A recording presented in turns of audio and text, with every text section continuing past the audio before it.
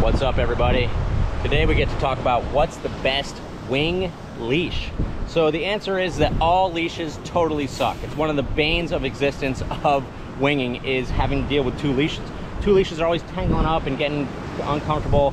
And so I'll show you what I use, but more importantly, I'm gonna tell kind of what we're recommending to customers. So most of the times, your wing is gonna come with a wrist leash, right? So you already have half the equipment, so your wing normally comes with a wrist leash. Ozone is one of the brands that's sending a waist leash. But the reality is that you have to have one of the leashes going to your waist and one of the leashes going to your wrist or to your ankle. So two leashes to the waist I find gets even more tangled up, so I try and reduce that by having one to the waist and one to the ankle or to the wrist.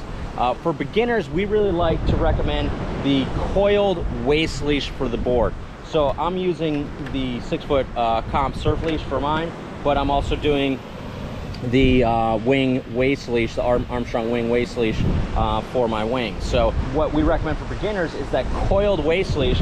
The reason for that is that the coil is going to come up over to your waist and it will get the leash off the deck of the board. Because if you're down here and you step on that leash, it gets super annoying. It's really challenging if you're learning to move your feet around. So it's always best to kind of just get the thing off the deck.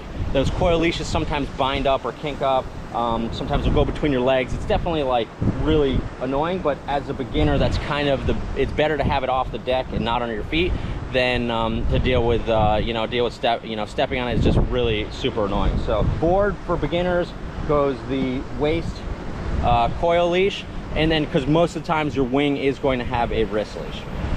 When you get more advanced, the downside of the wrist leash is that when you're paddling, you're always dragging that wing behind you. If it's attached to your wrist, you're dragging that wing behind you, and it's super annoying that you're dragging that wing with you. So what we recommend people doing is getting the waist leash, because then you have two free arms, and again, it'll allow you to paddle out and drag the wing behind you. It does these longer leashes. Sometimes they'll wrap around your arm, your hand will be twisted up like this, kind of over your neck. So it is definitely has its own annoyances with the waist leash. I really like this Armstrong one because it has a quick release on it, and that quick release you can pop. I've gotten tangled up in both my leashes. Army said he's seen people, kiters and wingers, tangle, and so you can be able to pop that in quick release.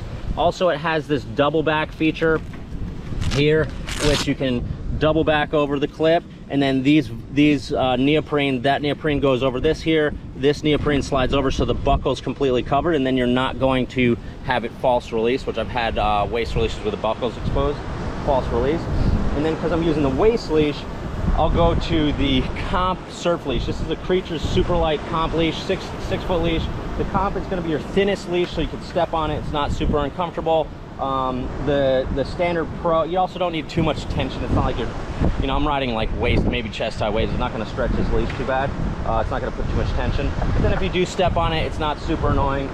It does dangle behind you. There are like ankle and calf coil leashes, which some people like.